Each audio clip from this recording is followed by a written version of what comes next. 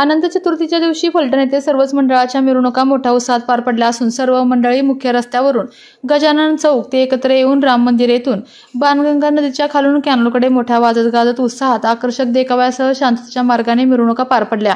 Police प्रशासन, महाराष्ट्र राज्य विद्युत वितरण कंपनी आणि फलटण नगरपालिकेच्या वतीने अतिशय शिस्तबद्ध नियोजन करून नीरा उजव्या कालव्यावर नगरपालिकेच्या वतीने क्रेनची व्यवस्था करून सुरक्षितपणे गणेश मूर्तींचे विसर्जन करण्यात मंडळांना नगरपालिका कर्मचाऱ्यांनी सहकार्य केले।